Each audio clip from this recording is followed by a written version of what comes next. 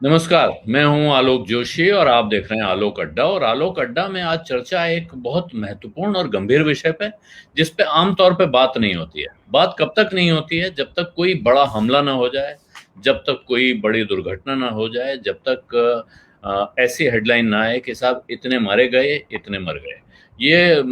और मेरे ख्याल से ये बहुत दुर्भाग्य का विषय है। इसीलिए हम कह सकते थे कि आज इस बात क्यों कर रहे हैं, 2 दिन बीत चुके हैं। इसके बावजूद इस विषय पे हम आज बात कर रहे हैं।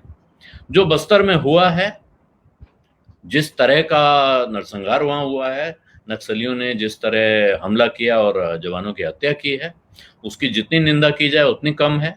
लेकिन उसके बाद का जो घटनाक्रम है वो बहुत दिलचस्प है। और वो क्यों हुआ, कैसे हुआ, इस पे बात करें। और साथ में वहां पर्दे के पीछे क्या चलता रहता है, हर वक्त बस्तर में क्या हो रहा होता है, ये आखिर जो नक्सल समस्या है, क्या ये लाइलाज बीमारी है, या ये एक ऐसी बीमारी है जिसका इलाज हो सकता है लेकिन कुछ लोग जानबूझ के उस इलाज को करना नहीं चाहते हैं।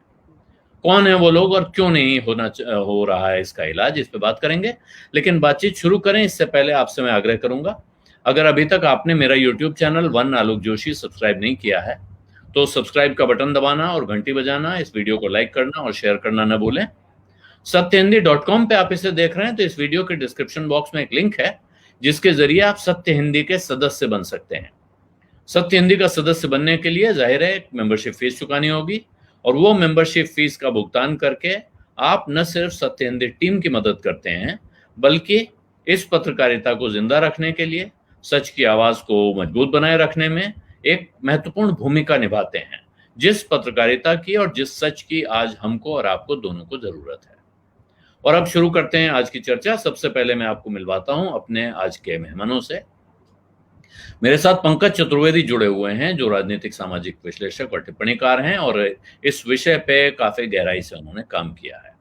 आशुतोष हैं सत्यहिंदी.com के को फाउंडर और एडिटोरियल डायरेक्टर, और पत्रकारिता के तमाम पहलू इन्होंने कवर किए हैं। राजनीति कवर की है, देश के बहुत से हिस्से घूम घूम के कवर किए हैं।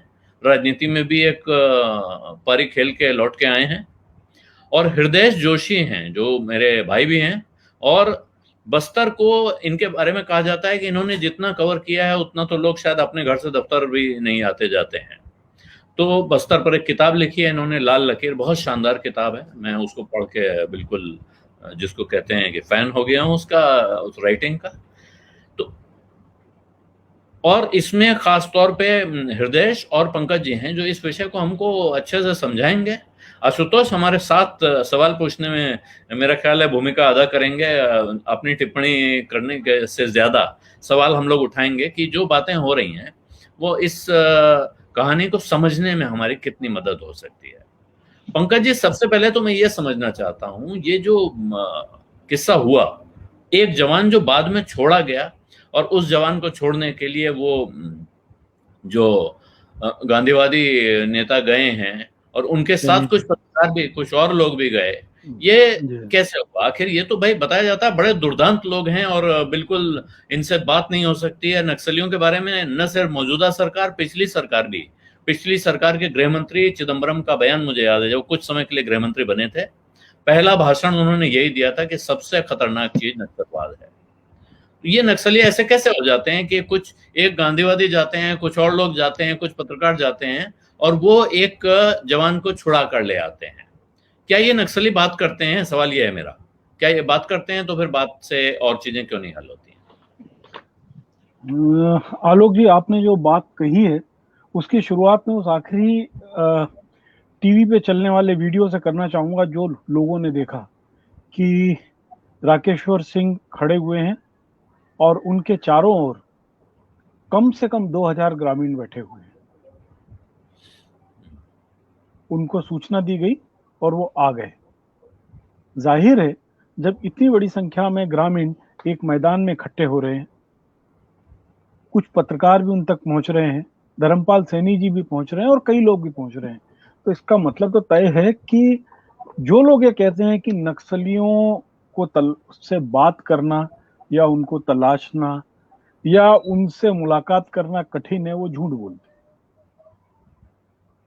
अब ये जो घटना हमको सामने दिख रही है, जो टीवी में आपने भी अपनी शुरुआत में बोला कि नक्सलियों ने हत्या की। जाहिर है कि एक देश के रूप में, एक लोकतंत्रात्मक देश के रूप में, जिसमें हम कार्यपालिका, न्यायपालिका, विधायिका पे भरोसा करते हैं, उसमें इनको हत्या ही कहा जाएगा। लेकिन यदि नक्सलियों का तरफ से कहा जाए तो उनका कहना है कि हमने तो रिटेलिएट किया। ठीक है, तो ये एक सोच का फर्क है। दूसरी चीज ये है कि लगभग 6 महीने से बस्तर में अंदर ही अंदर बहुत सारा पक रहा था कि किसी भी तरीके से शांति वार्ता पे बातचीत हो। उसमें मीना खलको का केस था और अर्रे बेरा का केस था, जिसके अंदर सुप्रीम कोर्ट तक के डिसीजन है, और उससे बातचीत चल रही थी कि जो दोषी पुलिस वाले हैं उन पे कार्रवाई की जाए ताकि एक विश्वास बनाया जा सके। समानांतर रूप से कई शक्तियां एक तरीके से वहां पे काम कर रही थी।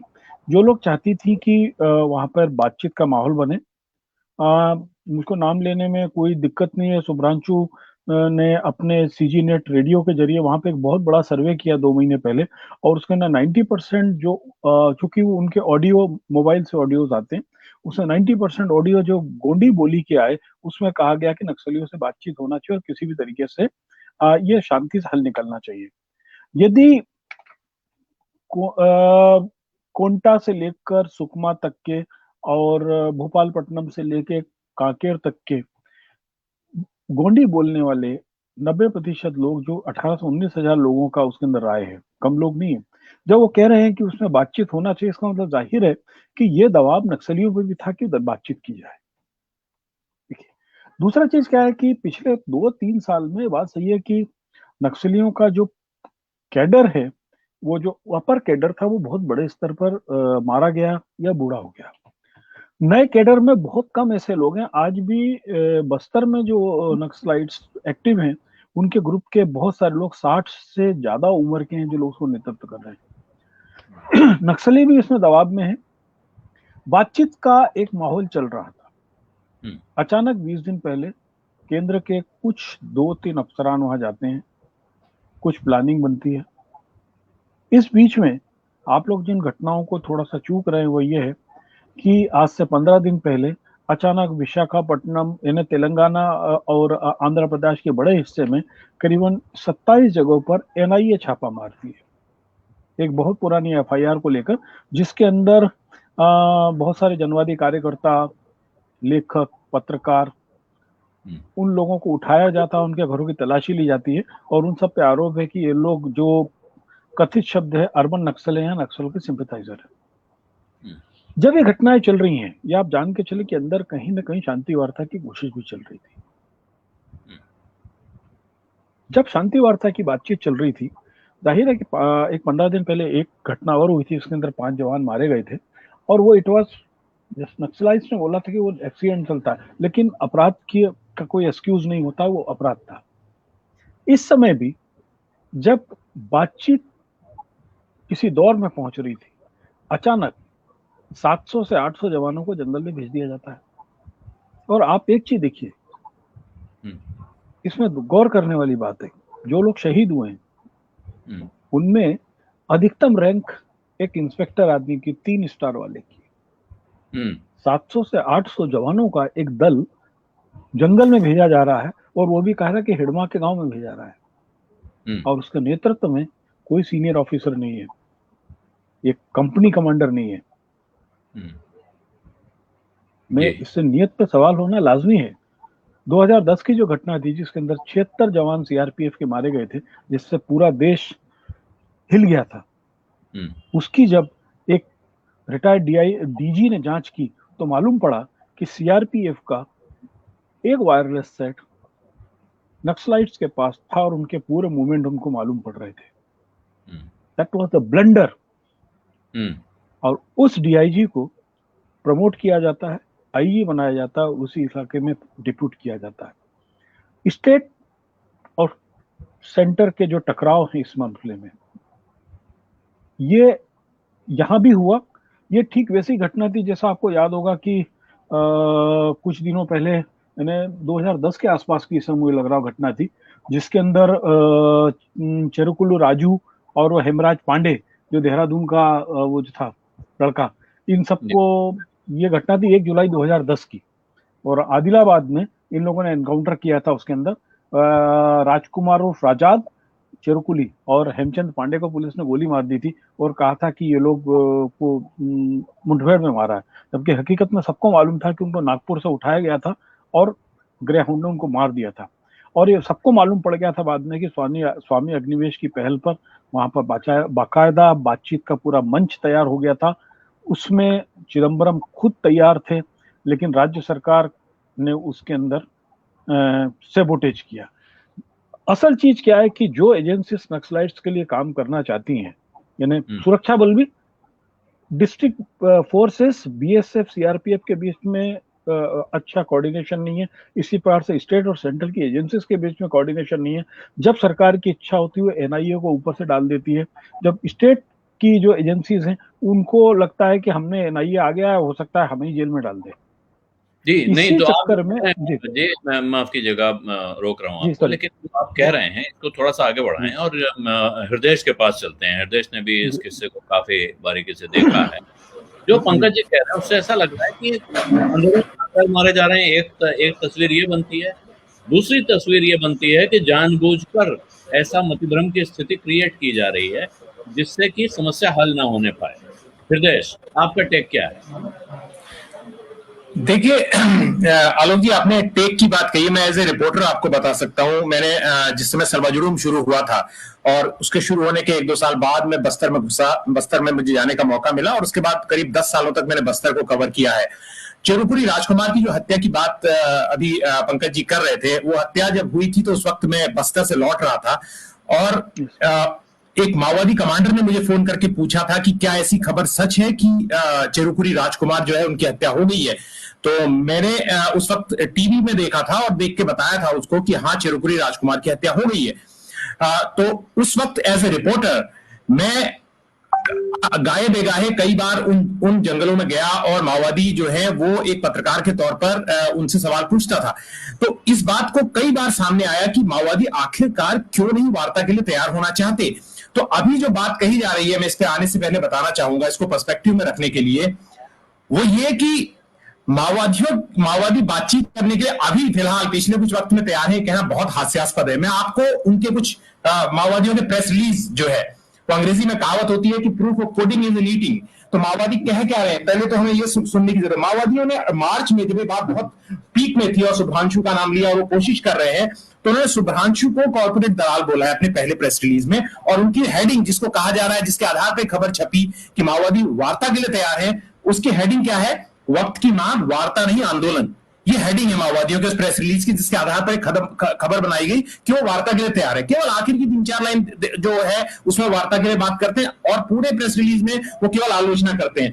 वो कॉर्पोरेट दलाल बोलते हैं, कॉम्प्रेडोर, पेटी बुर्जुआजी जैसे शब्दों का इस्तेमाल करते हैं, जो माओवादियों की टर्मिनोलॉजी जो बहुत ज्यादा लोगों को समझ में नहीं आती। उसके बाद प्रेस रिलीज उनका और आता है दूसरा, जिसमें वो ये हत्याओं के बाद क्या बोलते हैं, क्या वो कहते हैं, साहसिक गुरिल्ला योद्धाओं को लाल सलाम।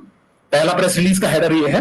उसके बाद कहते हैं कि फांसीवादी समाधान प्रहार सैनिक अभियान को जीरागुड़ेम गांव के पास पीएलजीए का मुंहतोड़ जवाब। माओवादियों के टोन में एक कंसिस्टेंसी है, वो बातचीत के लिए तैयार नहीं है। और जितना अनुभव मेरा है उनसे, जब भी माओवादियों से या माओवादियों के करीबी सूत्रों से आप बात करते हैं, कि माओवादी अपने पुराने अनुभवों को बताते हैं।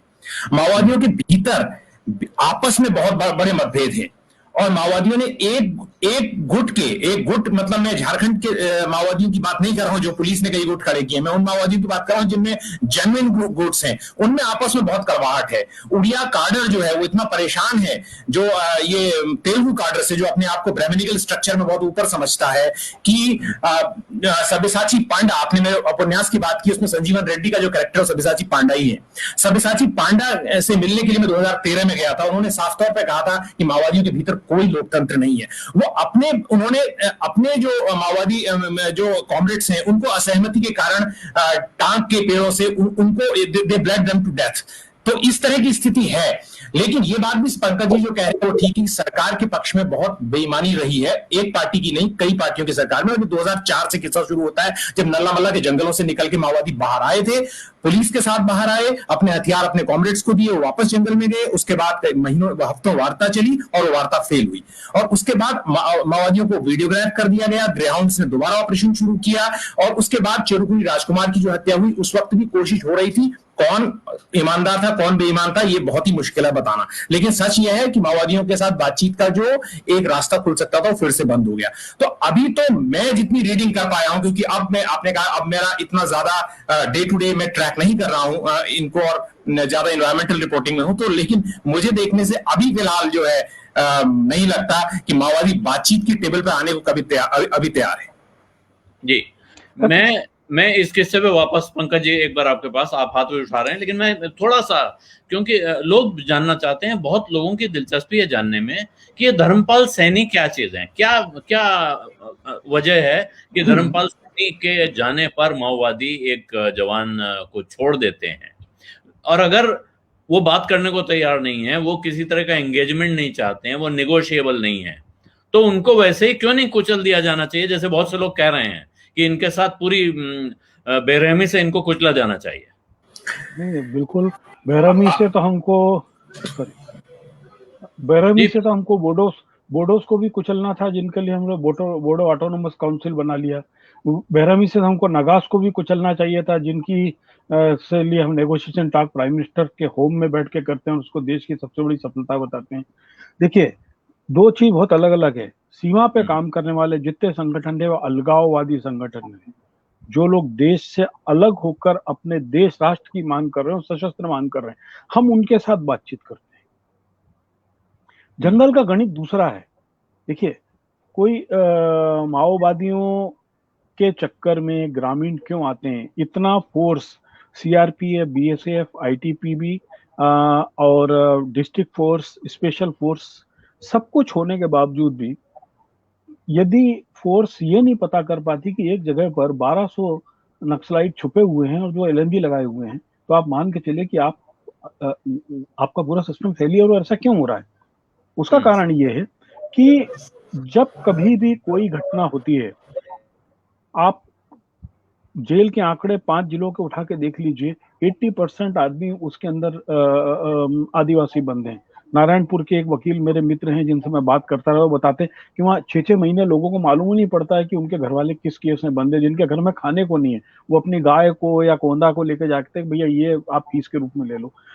वहां पर जितना आप एक्सप्लॉइटेशन यानी जो शोषण होगा, उतना ग्रामीण फोर्स से दूर होते हैं, एक चीज। दूसरी चीज क्या है कि वहां पर जो सरकार है, सरकार चाहती है कि हम अंदर तक सड़क बना दें,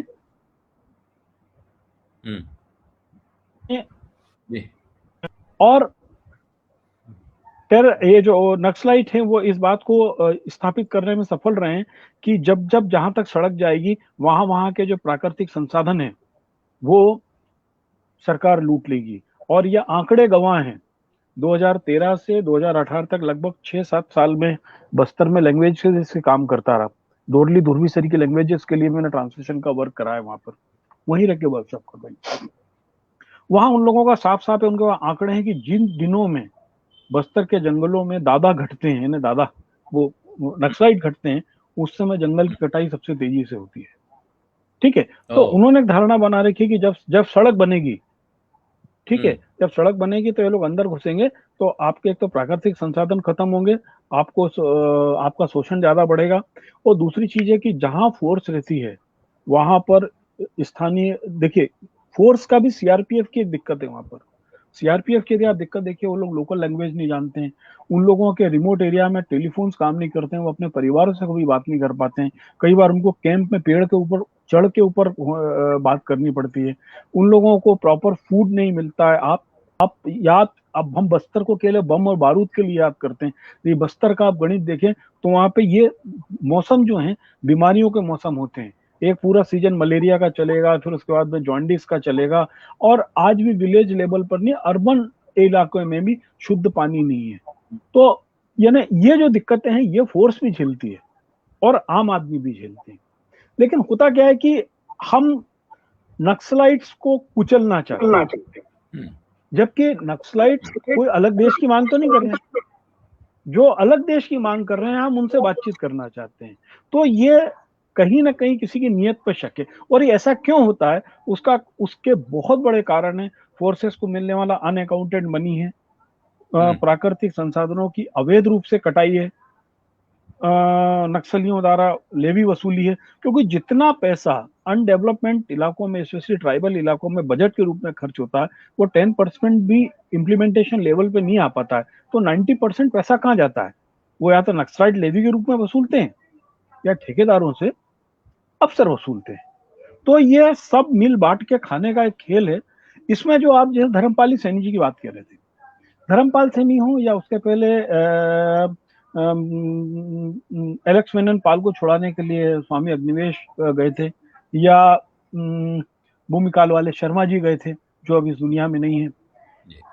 आप इजीली यदि जंगल में साफ दिल से जाते हैं तो आपको कोई रोक नहीं होती है। और दूसरी चीज आप देख लीजिए, आज की तारीख तक बस्तर में सालों से क्रिश्चियन मिशनरीज काम कर रही है। पूरी लैंग्वेज को जब मैं काम कर रहा था तो मैं देख रहा था कि गोंडी और हल्बी की जितनी डिक्शनरीज हैं वो क्रिश्चियन मिशनरी के साउथ इंडियन से बनाई हुई है। तो मलयाली या तमिल है, ठीक है, उन्होंने अपने धर्म प्रचार के लिए या बाइबल को सही तरीके से समझने की होगी, लेकिन वो उन्होंने लैंग्वेज पे काम किया वहां पर।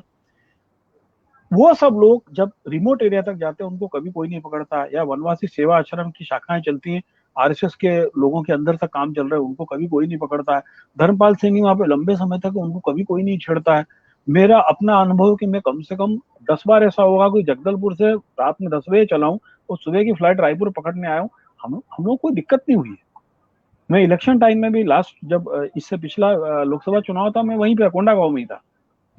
तो आम आदमी को या जो आदमी को जिनको शक लगता है यार ये सरकारी दलाल नहीं है या कोई अच्छा काम कर रहे हैं, उनको नक्सलाइट भी नहीं छुआ। आप देख लीजिए ना, आप पिछले 25 साल में देख लीजिए कोई क्रिश्चियन मिशनरी का आदमी मारा गया हो या कोई वनवासी सेवा आश्रम है एकल विद्यालय वाले के ऊपर हमला हुआ, किसी पे नहीं होता है जी। हृदय आप, लेकिन एक बार मैं इस बीच आशुतोष को जोड़ना चाहता हूं, क्योंकि अब मैं नहीं समझ पा रहा हूं उनके पास सवाल है या नहीं, लेकिन उनके पास मैं एक किस्सा याद करना चाहता हूं। वो जो बड़ा हमला हुआ था सुकमा वाला, जिसका जिक्र अनम्यूट कर लें, पंकज जी ने जिसका जिक्र, उस हमले के वक्त आशुतोष चैनल के संपादक थे और हम दोनों संयोग से उस दिन एक साथ थे। हम छुट्टी पर थे दोनों, और उस छुट्टी के बीच में आशुतोष के पास फोन आया और उसके बाद पूरे दिन ये जिस तरह से उस घटना को लेकर व्यस्त रहे वो मुझे आज भी याद है। और उस वक्त वो जिस तरह से नरेशन कर रहे थे कि फलाना आदमी इतना इम्पोर्टेंट था और ये इतना बड़ा हमला है। आशुतोष, आपको लग रहा है कि मैंने भी ये टॉपिक लिखा कि क्या गांधी के रास्ते पर मान सकते हैं, क्या बड़ी चूक हो गई है मुझसे? मैंने कुछ जिसको कहते हैं जंपिंग द गन कर दिया, जल्दबाजी कर दिया। आपको मेरी आवाज आ रही है आलोक जी? आ रही है। हाँ, देखिए आलोक जी, पहली बात तो मैं ये बता दूं कि ये अभी जो पंकज जी कह रहे थे, मैं इनकी बात से पूरी तरीके से इत्तेफाक नहीं रखता हूं। मेरा अपना मानना यह है कि ये नक्सलाइट्स कौन है? ये सशस्त्र आंदोलन की पृष्ठभूमि वाले लोग हैं। तो जाहिर सी बात है, जब आप देश के अंदर सत्ता का परिवर्तन, जब आप शस्त्रों के आधार पर करना चाहते हैं, तो आपसे किसी तरीके की कोई सहानुभूति नहीं हो सकती, और किसी तरीके की सहानुभूति में रखता भी नहीं लोगों के साथ। ये बिल्कुल स्पष्ट बात है। इनकी बोर्डों से तुलना करना या किसी और से तुलना करना हमारे ख्याल से बेईमानी है, क्योंकि उनके लक्ष्य स्पष्ट है या और चीजें हैं। तो एक चीज ये है कि अगर ये बहुत, आप क्यों, आखिर बोडोलैंड वाले भी ऐसे ही कर रहे थे, नागालैंड वाले ऐसे ही कर रहे थे, नहीं आलोक जी, क्यों नहीं होनी चाहिए? देखिए आलोक जी, ये नक्सलिज्म को रोमांटिसाइज करने की कोशिश नहीं करनी चाहिए। बार बार नक्सलिज्म को हम रोमांटिसाइज करने की कोशिश करते हैं, इसका मतलब यह कि हम हिंसा को रोमांटिसाइज करने की कोशिश करते हैं, जिनका मूल आधार क्या है कि सत्ता का परिवर्तन शस्त्र के माध्यम से। अगर जितना मैं मार्क्सवाद को समझता हूं, जितना मैं उनकी थियोरी को समझता हूं, उससे मूल यही है। जैसे आरएसएस की विचारधारा में मूल है मुसलमानों से नफरत, इसके अलावा दूसरी कुछ नहीं। कुछ कितना भी आडंबर कर लें आप, कुछ भी कर लें, मूल उनका वो है। तो नक्सलिज्म का या मार्क्सवाद का मूल यही है, इसके अलावा कुछ नहीं है। और जो मार्क्सवाद का जो अतीत है उसमें मानवाधिकार को लेके कहीं कोई जगह है ही नहीं। और दुनिया के किसी भी माओवाद कहना चाहिए, नहीं, दो कुछ भी कहिए आप, मार्क्सवाद कहिए, माओवाद कहिए, लेनिनिज्म कहिए, लिबरेशन कहिए, एमएल कहिए, कुछ भी कहिए, वो है एक ही चीज। वो चेकोस्लोवाकिया में भी उसमें जब मार्क्सवाद होता है या लेनिनवाद होता है या वामपंथ होता है तो वहां भी मानवाधिकार के लिए कोई जगह नहीं है, कंपूचिया में भी कोई जगह नहीं है, निकारागुआ में भी कोई जगह नहीं है, और क्यूबा में भी कोई जगह नहीं है। तो ये जो लोग मार्क्सवाद को लेके जो बड़ी एक जमाने में यूटोपिया था जब 1917 के अंदर लेनिन की क्रांति हुई थी, लेकिन लेनिन के समय में ही जिस तरीके से हिंसा का विध्वंस रचा गया और जिस तरीके से जारशाही के छोटे से बच्चे को गोली मारी गई, अगर उसको हम आज रोमांटिसाइज करने की बात करते हैं कि क्यों क्लासलेस सोसाइटी की बात कर रहे हैं, तो ये बेईमानी बात है, इसका कोई मतलब नहीं है। और मेरी इनसे ना तो किसी तरीके की कोई सहानुभूति कभी थी ना कोई सहानुभूति कभी होगी। दूसरी बात यह कि अगर कहीं गरीबी है, अगर कहीं किसी तरीके की भुखमरी है, अगर उनको भारत के राज्य सत्ता से किसी तरीके की तकलीफें हैं, तो उससे निपटने का रास्ता गांधी जी ने बहुत पहले बता दिया है। आप उस रास्ते पे चलकर आप आगे चल सकते हैं। लेकिन अगर हिंसा का सहारा अगर आप लेना चाहते हैं तो किसी मार्क्सवाद से कोई सहानुभूति नहीं। पहली बात तो बिल्कुल स्पष्ट है। और जिस तरीके से आपने 22 जवानों को मारा, इसका कोई जस्टिफिकेशन हो सकता है? आप कहेंगे कि हमारे साथियों के साथ भी यही होता है, तो आपके साथ, तो अगर आप हिंसा का सहारा लेंगे तो आपके साथ यही होगा, इसमें कोई दो राय वाली बात नहीं है। आपको अगर भारत के मूल धारा के अंदर आना है, मुख्य धारा के अंदर आना है, तो आप गांधीवाद के रास्ते पर आइए, आप अपने शस्त्र को त्यागिए, और त्यागने के बाद आप कहिए कि हमारी भारत की सरकार के साथ या भारत की राजसत्ता के साथ ये दिक्कत है, हम उसमें निगोशिएट करेंगे, बातचीत करेंगे आपसे। बीच में रोक रहा हूं एक बार, ये ऐसे लग रहा है कि आप वही कह रहे हैं कि इनको कुचल देना चाहिए बेरहमी से। सवाल है हथियार उठाने का कानून के साथ। एक मिनट आलोक में एक सवाल बात में कहना चाहता हूं, पंकज जी आपसे नहीं, मैं आलोक मैं ये कहना चाहता हूं, मैं ये कहना चाहता हूं कि कोई भी व्यक्ति जो हथियार उठाता है उससे किसी तरीके की सहानुभूति नहीं हो सकती। पहली बात तो उनकी समस्याएं हो सकती हैं, उनके मुद्दे हो सकते हैं, उन मुद्दों पर बातचीत हो सकती है, उन समस्याओं पर बातचीत हो सकती है, लेकिन अगर आपकी आस्था शस्त्र के आधार पे भारत की व्यवस्था को बदलना है तो फिर शस्त्र का मुकाबला शस्त्र से ही होगा, और फिर राज्यसत्ता जिस तरीके से चलती उसी रास्ते से चलेगी। मैं इसमें एक बात कहना चाहता हूं कि जब ये माओवादी हिंसा की जब भी बात होती है तो उसमें इमोशनली स्वीप इन होकर दोनों साइड की बातें कही जाती है। एक तरह से कहा जाता है कि सब कुछ ऐसा है जो कि माओवादी ही गलत कर रहे हैं, और दूसरी तरफ से कहा जाता है कि सब कुछ ऐसा है जो सरकार जो है वो गलत कर रही है।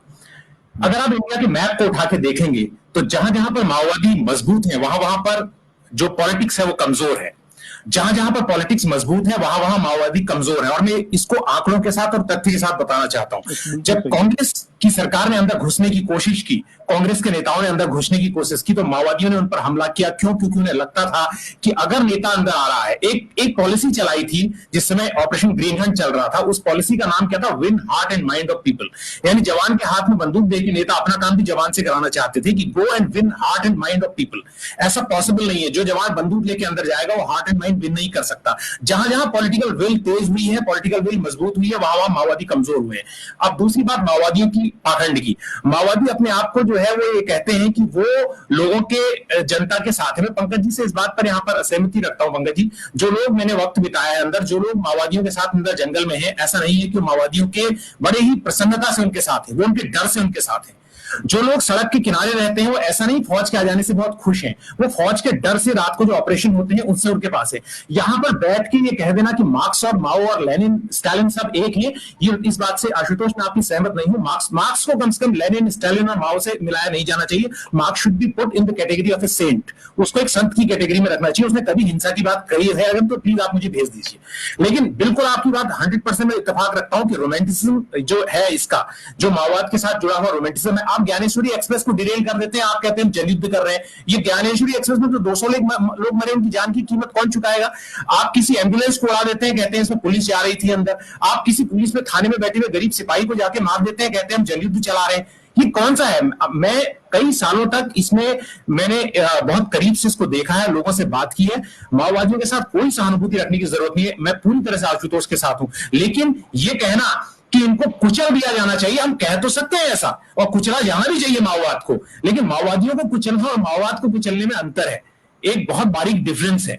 माओवाद जो है वो इंटेलेक्चुअल और आइडियोलॉजिकल बैटल है, वॉरफेयर है। उसको हराने के लिए आपको पॉलिटिकल विल मजबूत करनी होगी और माओवादी तभी हारेंगे। माओवादी के भीतर कितना रॉट है ये माओवादियों से हटके लोग आए हैं वो आपको बताएंगे। तो उस चीज को सरकार को जो है यूज करना और कैपिटलाइज उस पर करना चाहिए। जी देखिए, मैं आशुतोष एक मिनट, आलोक जी, मैं आशुतोष जी को एक चीज स्पष्ट होना चाहूंगा। मैंने कभी ये नहीं बोला कि नक्सलाइट से कोई सहानुभूति रखी जाए, लेकिन आपने बोला कि क्या बातचीत होना चाहिए, तो मेरा कहना था कि जो लोग सशस्त्र क्रांति करके देश से अलग देश मांग रहे थे, यदि हम उनसे बातचीत कर सकते तो इनसे बातचीत करने में कोई बुराई नहीं है। और दूसरी चीज बहुत स्पष्ट मैं आपको बताऊं, यदि कोई ये सोचता है कि पाकिस्तान से भी करते हैं, और कोई यदि ये सोचता है कि नक्सलवाद एक आपराधिक समस्या है केवल, तो ये भी गलत है। और यदि हम ये सोचते हैं कि नक्सलवाद एक विशुद्ध सामाजिक समस्या है, तो भी हमारा भ्रम है। देखिए, इसके अंदर जो है, जो शस्त्र उठाएगा उसको शस्त्र के साथ में आपको निपटना पड़ेगा, लेकिन समस्या के मूल में जाने के लिए अभी तक ऐसा भी हुआ है, पंजाब में भी हुआ, कश्मीर में भी कोशिश की गई, सभी जगह आपको बातचीत के कुछ रास्ते खोलने पड़ेंगे। और आप देखिए कि हमको ये देखना पड़ेगा कि वहां पर जो कह रहे हैं कि एक दोनों तरफ की में पिस्ता कौन है, वो आदिवासी पिस्ता है जिसकी कोई अपेक्षा नहीं है, वो शर्ट पैंट नहीं पहनना चाहता है, वो होटल में खाना नहीं खाना चाहता है।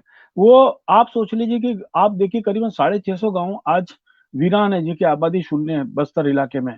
बस्तर इलाका को आप सोच लीजिए, बस्तर जो है केरल राज्य के बराबर का इलाका है, वो कोई छोटा इलाका नहीं है। और आप सोच लीजिए कई इलाके ऐसे हैं जहां पर महिला मतदाताओं की संख्या ज्यादा है, पुरुषों की कम है। उसका कारण है कि या तो पुरुष जेल में है या पलायन करके भाग गए वो लोग। तो ये इसके कोई सामाजिक पहलू भी हैं। वहां की आबादी लगातार कुछ ट्राइब्स की लगातार कम होने के क्या कारण है ना। हम उसको, कोई भी आदमी हथियार उठाकर यदि ये बोले सत्ता परिवर्तन की राह में, तो उससे निहायत असहमति है। लेकिन यदि हम गांधी की बात करते हैं, गांधी की राह पर उनसे अपेक्षा करते हैं, तो दूसरी तरफ गांधी की अपेक्षा हम लोकतंत्र में भी करते हैं कि कम से कम एक अवसर दिया जाए कि बातचीत हो। और इस चीज जो हृदयेश जी ने जो कुछ प्रेस नोट बताए हैं, देखिए, जो आदमी डरता है, जो डरपोक होता है, वो अपने आप को एग्रेसिवली दिखाने की कोशिश भी करता है।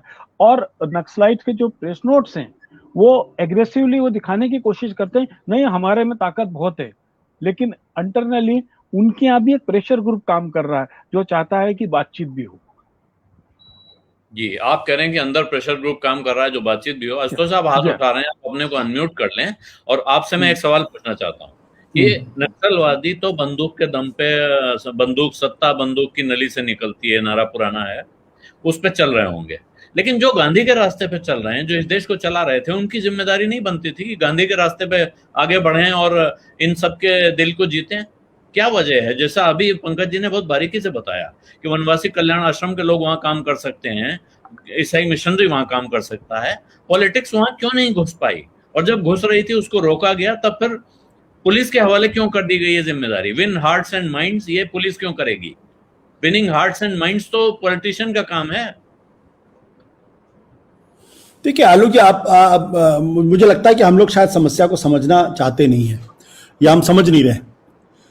ये लड़ाई जो नक्सलवाद की लड़ाई है, माओवाद लेनिनिज्म की लड़ाई, मैं हृदय की इस बात से सहमत हूं, मार्क्स ने हिंसा की बात नहीं की, लेकिन मार्क्सवाद को जमीन पे उतारने का जो पूरा प्रपंच है वो हिंसा के माध्यम से ही, और उससे ज्यादा विभत्स हिंसा दुनिया की किसी विचारधारा में नहीं है सिवाय हिटलर और मुसोलिनी की विचारधारा के।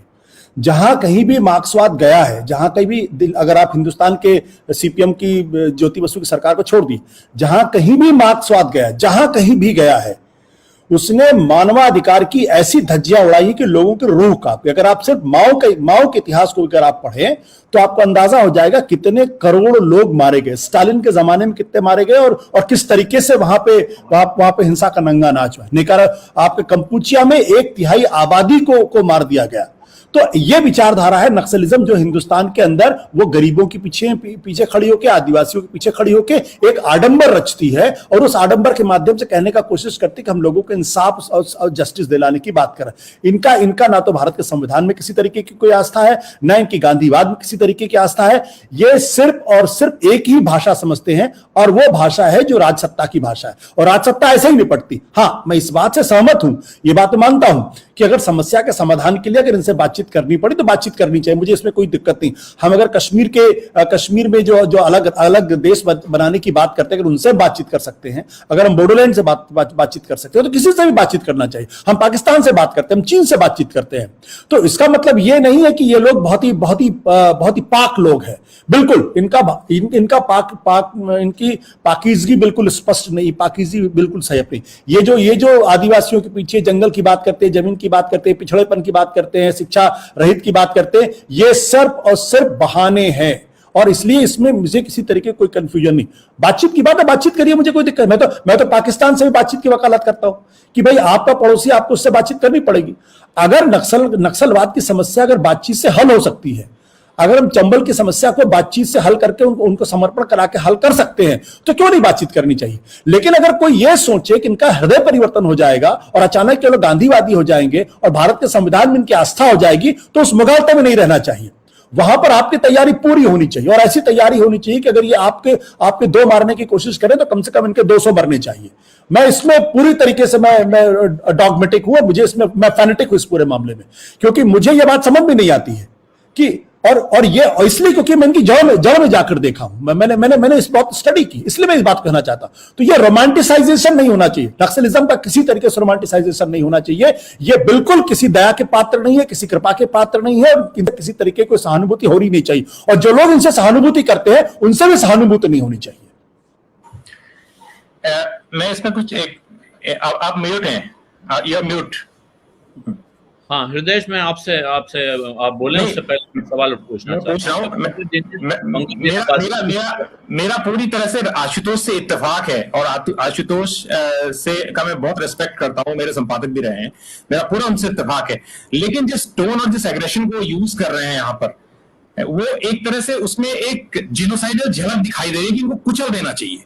ठीक है, मैं इतनी बात से आशुतोष आपकी इत्तेफाक नहीं रखता, बाकी मैं आपकी सारी बात से इत्तेफाक रखता हूं कि जो आप कह रहे हैं कि कोई सहानुभूति नहीं रखनी चाहिए, लेकिन कोई सहानुभूति नहीं रखनी चाहिए का ये मतलब नहीं है कि जब आप कहते हैं कुचल देना चाहिए, तो जो इसका मतलब जो कोलेटरल डैमेज है उसको आप पूरी तरह से नकार रहे हैं, राइट। और वो कोलेटरल डैमेज माओवादियों का हथियार रहा है, ये टैक्टिकल वॉरफेयर माओवादी लड़ रहे हैं, और इसके खिलाफ जो है पॉलिटिकल लड़ाई में उनको आइसोलेट करके उनको एक तरह से पूरी तरह से इंपोर्टेंट करने की जरूरत है, उनको पूरी तरह से बर्बाद करने की जरूरत है। इसमें बिल्कुल टोटल 100% सहमत हूं। लेकिन जब हम ये कहते हैं कि माओवादी संविधान पर विश्वास नहीं करते और बार बार छाती ठोक के कहते हैं, तो उस वक्त हमें यह भी सोचना चाहिए कि संविधान पर विश्वास कौन करता है। क्या संविधान पर सरकार विश्वास कर रही है? क्या वो संविधान की संवैधानिक तरीके से धज्जियां नहीं उड़ा रही है? क्या संविधान पर, क्या वहां पर जो काम कर रहे हैं पुलिस के लोग, वो विश्वास कर रहे हैं? मैं उन पुलिस वालों की बात नहीं कर रहा हूं जो जंगल में वास्तव में लड़ रहे हैं, मैं उन पुलिस अफसरों की बात कर रहा हूं जो जगदलपुर में या रायपुर में या दिल्ली में रणनीति बनाते हैं, मैं उनकी बात कर रहा हूं कि वो कितना ज्यादा वहां पर इस बात की कोशिश कर रहे हैं कि वहां पर लॉ एंड ऑर्डर कायम रहे। मैं आपको कई उदाहरण ऐसे दे सकता हूं, लेकिन इस कार्यक्रम में देना नहीं चाहता, क्योंकि आजकल जो जमाना है वो एक छोटे से हिस्से को चला के उसको वायरल करके बताया जा सकता है। कल को जितना मैंने कहा है यहाँ पर, उसके आधार पर कल को आराम से मुझे वायरल करके कहा जा सकता है कि माओवादी सिंपैथाइजर है, लेकिन मैं जानता हूं कि मैं क्या हूं। लेकिन वहां पर पुलिस और जो सुरक्षा बल हैं, उनकी जो ज्यादतियां हैं, उनके बारे में बोलना, सिर्फ बताना, इस नियत से बताना कि माओवाद को हराना है, वो भी आज संभव नहीं है। इस बात को भी हमें ध्यान रखना होगा। तो जो एग्रेशन है, मैं सिर्फ उससे सहमत नहीं हूं, बाकी जो बात आप कह रहे हैं कि माओवादियों को जो हराने की बात है, उनको पूरा फोर्स को वहां पर रखने की बात है, और माओवादियों की जो पाखंड है उसके बारे में मैंने कई मंच पे बोला है और कई जगह बोला है। वो जो हिपोक्रेसी है उसकी कोई सीमा ही नहीं है। आप अपने कॉमरेड्स को, आपने जगबंधु माझी व्हील चेयर पे था, जगबंधु माझी को मार गया, वो आपसे बात करना चाहता था। इकाका काम कर रहा था उड़ीसा में, जगबंधु माझी भी बीजेडी के विधायक थे, वो काम कर रहे थे, वो अपने इलाके में वही काम कर रहे थे जिसका ढिंढोरा माओवादी पीटते हैं। आप उसको डरा देते हैं कि आप काम नहीं करेंगे, क्यों? क्योंकि आपको डर लगता है कि इसके काम करने से हमारी स्थिति खराब होगी। आप अपने कॉमरेड्स को पेड़ पे लटका के उनका खून बहा के उनको मार डालते हैं, क्यों? क्योंकि वो आप पर सवाल करते हैं। आप उड़िया काडर से कहते हैं कि आप मिर्च नहीं खा सकते, इसलिए आप जो है वो, मैं घंटों बोल सकता हूं इस पर, क्योंकि मैंने इनके पाखंड पे कई दस्तावेज पढ़े हैं। आप उड़िया काडर से ये कहते हैं कि आप मिर्च नहीं खा सकते तो आप क्रांतिकारी नहीं बन सकते। यानी जब आप थाने में जाके लालगढ़ में किसी गरीब सिपाही को मार देते हैं और कहते हैं जनयुद्ध चल रहा है, आप ज्ञानेश्वरी एक्सप्रेस को डिरेल कर देते हैं और आप कहते हैं कि हम ये जनता के पक्ष में, और जो लोग माओवादियों के साथ जंगल में रह रहे हैं वो मजबूर हैं, ज्यादातर लोग मजबूर हैं, और जो लोग उनके साथ हैं उन्होंने बहुत बड़ी स्तर पर ज्यादतियां झेली हैं। तो हो सकता है कोई ज्यादतियां झेल के मैं भी किसी गलत आदमी के साथ जाके खड़े हो सकता हूं, लेकिन ये कहना कि संविधान को माओवादियों के छोड़ के बाकी सारे लोग, सारे पत्रकार, सारे नेता, सारे सरकार सब संविधान के हिसाब से चल रहे हैं। आशुतोष, मैंने आपको खुद अपने कार्यक्रमों पे इस बात पर उत्तेजित होते हुए देखा है कि तो मेरे को लगता है कि आपसे मैं बहुत विनम्रता से कहना चाहता हूं, आप जैसा पत्रकार जिसको people look up to you should थोड़ा सा आपको मॉडरेट करना चाहिए अपने उसको, और आप भी वही भाषा में बोले जो भाषा बाकी लोग बोल रहे हैं। चलिए, मैं तो मुझे लगता है कि आलोक, मैं अपनी बात स्पष्ट कर दूं, जो कि हृदय ने जो बात उठाई है बहुत इंपॉर्टेंट बात है। पहली बात की, मुझे इस देश के संविधान में पूरी तरीके से आस्था है, और जब मैं कहता हूं कि इनसे कड़ाई से निपटना चाहिए तो उसका मतलब ये कि संविधान के दायरे में, रूल ऑफ लॉ के दायरे में निपटना चाहिए। वो उसमें उसका मतलब ये नहीं है कि मैं कहता हूं कि उनको उठाइए और उसके बाद इनका एनकाउंटर कर दिए, नहीं। मैं एक्स्ट्रा जुडिशियल किलिंग में मेरी एक्स्ट्रा उसमें कोई आस्था नहीं है, और मैं कभी भी, और जेनोसाइड का मतलब ही यही, जेनोसाइड का एक ही मतलब होता है कि एक्स्ट्रा जुडिशियल किलिंग, इसके अलावा कुछ नहीं होता। और जेनोसाइड पे मैंने जितना पढ़ा है मैं बहुत अच्छी तरीके से जानता हूं, मैं इस बात को समझता हूं। जहां तक आपने कहा कि संविधान में बहुत सारे लोग जिनकी आस्था नहीं है, तो ये जस्टिफिकेशन नहीं है। बहुत सारे लोगों की संविधान में आस्था नहीं, बहुत सारे लोग आज गैर संवैधानिक काम कर रहे हैं, और आज की सरकारें गैर संवैधानिक काम कर रही, तो उसको जिस प्लेटफॉर्म पे लड़ना है उस प्लेटफॉर्म पे हम लोग लड़ रहे हैं, और आप अच्छी तरीके से इस बात को जानते हैं। लेकिन मैं एक ही बात कह रहा हूं, और वो बात बहुत जरूरी है। जरूरी ये कि ये देश संविधान के हिसाब से चलेगा। जो चाहे व्यक्ति हो, चाहे संस्था हो, चाहे किसी तरीके की बटालियन हो, अगर वो देश के संविधान में उसकी आस्था नहीं है तो फिर देश के संविधान के तहत ही उसके खिलाफ कार्रवाई होनी चाहिए, और जो भी कड़ी से कड़ी कार्रवाई उनके खिलाफ कार्रवाई होनी चाहिए। हो सकता है मेरे टोन में ये दिक्कत हो, मैंने जिस तरीके से आर्टिकुलेट किया, लेकिन मैं अपने आप को गांधीवादी मानता हूं। और मैं बता दूं, मैं ये बात क्यों कह रहा हूं, क्योंकि मैं जब छात्र जीवन में था, तो मैं जवाहरलाल नेहरू विश्वविद्यालय में था, तो मेरे जो सबसे अच्छे दोस्त थे, सबसे अच्छे दोस्त जो आज भी मेरे घर के सदस्य हैं, उन्होंने आयसा का गठन किया था। वो 3 लोगों में से एक थे, और उन्होंने कई साल इसमें लगाया कि मैं उनकी पार्टी के साथ सम्मिलित हो जाऊं। तो मैंने उनको एक ही बात की, मुझे शस्त्र में आस्था नहीं, मुझे हिंसा में विश्वास नहीं है। आप हिंसा छोड़ दो, मैं आपके साथ चलूंगा, क्योंकि मैं जानता हूं कि आप में से बहुत सारे लोग अच्छा काम करते हैं। और यही बात मैं संघ के लोगों से भी कहता हूं कि आप लोग अगर ये मुसलमानों के प्रति जो आपकी जो नफरत है, आप उसको छोड़ दीजिए, आप हिंदू धर्म को संगठित करिए, मैं आपके साथ चलने को तैयार हूं। लेकिन अगर जहां नफरत है, जहां हिंसा है, मैं आपके साथ नहीं हूं। लेकिन इसका मतलब यह नहीं है कि मैं जेनोसाइड की बात कर रहा हूं। इसका मतलब यह है संविधान के दायरे में, कानून के दायरे में, भारत की न्याय व्यवस्था के दायरे में इनके साथ कड़ाई से निपटना चाहिए, और जो कुछ भी न्याय व्यवस्था है उसमें इनके साथ उसी तरीके से निपटना चाहिए। मैं इसमें आलोक की एक सुप्रीम कोर्ट का ऑर्डर बताना चाहूंगा। आप जो बात सुप्रीम कोर्ट का ऑर्डर बताना चाहूंगा। मैं आपसे एक बात कहना चाहता हूं। तो आपने शुरू की थी बात एक दृश्य के साथ का, आपने कहा था वो विजुअल देखना चाहिए जिसमें जवान को छोड़ा गया था। 2000 लोग, हाँ, 2000 लोग मौजूद थे। उसी विजुअल को देखकर हमारे कुछ मित्रों ने टिप्पणी की है, और वो ट्विटर पे, सोशल मीडिया में चल रही है कि उस जवान को जिस तरह से बेइज्जत करके छोड़ा गया, जिस अंदाज में माओवादियों ने अपना दम दिखाया, इसका जवाब देना बहुत जरूरी है। और ये इस बात की क्या गारंटी है कि वो जो 2000 लोग वहां बैठे थे वो माओवादियों के समर्थक थे, वो मजबूर नहीं थे, उनको मारे जाने का डर नहीं था, इसलिए वहां बैठे थे। देखो, इसमें तो कोई शक नहीं है। जब हम जंगल के अंदर जाते हैं तो दोनों तरफ केवल बंदूक का जोर दिखता है, और 12 और 14 साल के ट्राइबल के बच्चे को जब आप पूछेंगे ना, तो उससे पूछेंगे सबसे महत्वपूर्ण चीज कौन सी, तो बंदूक ही कहता है। क्योंकि वो इधर भी पुलिस की बंदूक का जोर देखता है, और इधर वो नक्सलाइट्स की बंदूक का जोर देखता है। नक्सलाइट भी बंदूक की जोर से उनके यहाँ का मुर्गा उठा के ले जाते हैं, बकरा ले जाते हैं, उनको आड़ बनाते हैं, उनसे इंफॉर्मेशन लेते हैं, और ठीक यही काम फोर्सेस करती है। तो बंदूक के जोर से तो जाहिर है कि कोई आदमी प्रेम से तो वहां पे आया नहीं होगा। उनको मालूम है कि जब जिस इलाके में 2000 का कैडर इकट्ठा है, वो लोग अपने 3 लोगों की जो शव यात्रा निकाल रहे हैं उसमें कम से कम 1500 लोग शामिल हैं, सशस्त्र लोग हैं, तो जाहिर है कि बंदूक के दम पे ही लोग इकट्ठे हुए होंगे। लेकिन चूंकि वो जनताना अदालत में जो बातचीत हो रही थी उसमें 10 लोगों की बातचीत थी या 20 लोगों की बातचीत थी, वो नक्सल सिंपैथाइजर थे या नक्सलों से, नक्सलाइट्स के दबाव में बोल रहे थे या डर के बोल रहे थे, ये तो देखना पड़ेगा। जनता अदालत में साफ साफ कहा गया पहले कि इसको ना छोड़ा जाए क्योंकि ये लोग हम लोगों को बहुत परेशान करते हैं। ये बहुत वहां 1.5 घंटे पहले से बातचीत चल रही थी। लेकिन ये सब चीजें मैं इसलिए चर्चा नहीं करता चाहता हूँ क्योंकि ये बहुत सारी जो बात आशुतोष जी कह रहे थे कि हम इन लोगों को बहुत ज्यादा महिमा मंडन नहीं करना चाहिए, उसमें लगेगा कि इनका जनता में बहुत प्रभाव है, असल में नहीं। मैं इसमें आशुतोष जी को बताना चाहूंगा, 21 अक्टूबर 2017 को सुप्रीम कोर्ट की एक बेंच थी मदन लोकुर की और ए.के. गोयल की, उन्होंने एक फैसला दिया था। वो फैसला था एक फर्जी एनकाउंटर में मारे हुए 2011 का मामला था और उसमें पुलिस ने सुप्रीम कोर्ट ने बोला था कि इनकी कड़ाई से जांच की जाए, और वो हालांकि आज तक उसमें कोई भी आदमी जेल नहीं गया, वो एक अलग मसला है। उसमें मदन लोकुर और ए.के. गोयल ने साफ साफ लिखा था कि पुलिस कार्रवाई तात्कालिक राहत तो है, लेकिन स्थायी समाधान के लिए राज्य सरकार को नागालैंड व मिजोरम में आतंकवादियों से बातचीत की तरह ही बस्तर में बातचीत कर हिंसा का स्थायी हल खोजना चाहिए। इसके ऊपर जो पब्लिक प्रोसिक्यूटर था उसने सुप्रीम कोर्ट को इंश्योर किया था कि वो राज्य सरकार को सुप्रीम कोर्ट की मंशा को कन्वे कर देगी। ये इस लेवल पर बातचीत हुई है। दूसरा मैं आपको बताऊं कि हृदयेश की बात बिल्कुल ठीक है कि जब तक जहां पे राजनीति मजबूत होगी वहां पे नक्सलाइट कमजोर होंगे, और इसी कारण से जब ब्रह्मदेव शर्मा वहां पे काम कर रहे थे तो ब्रह्मदेव शर्मा को किन लोगों ने पीट के बाहर किया था। जब स्वामी अग्निवेश वहां पर काम कर रहे थे, वोट का मतलब राजनीति से नहीं था, लोगों को जागरूकता करने का भी बात था। देखिए, और बहुत स्पष्ट आपको बताऊं, हमारी आपकी जो विकास की परिभाषा है वो ट्राइबल्स की नहीं है, है ना। तो हम क्यों मेरी फिर ट्राइबल्स की परिभाषाओं के लिए बात कर रहा हूं, तो मैं ये नहीं कह रहा हूं कि ट्राइबल्स के रिप्रेजेंटेटिव नक्सलाइट्स है, ठीक है, लेकिन वो एक बहुत लंबा मसला हो जाएगा।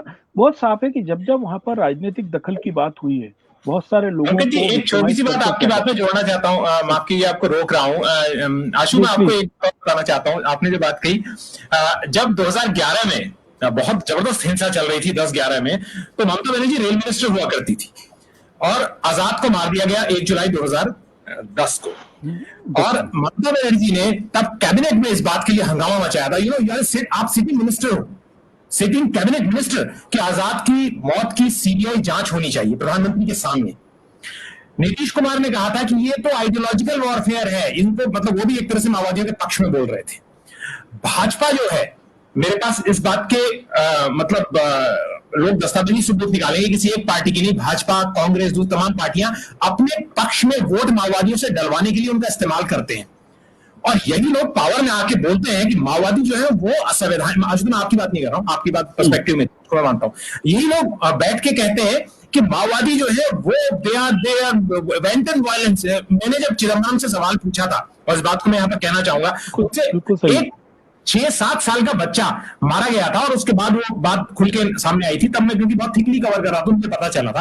उन्होंने प्रेस कॉन्फ्रेंस में यहाँ नाम लेके बोला उसका, बीआईडी हॉल में, कि ये माओवादी कमांडर है। अगले दिन पता चला कि वो 6-7 साल का बच्चा अपनी क्लास में फर्स्ट आता था।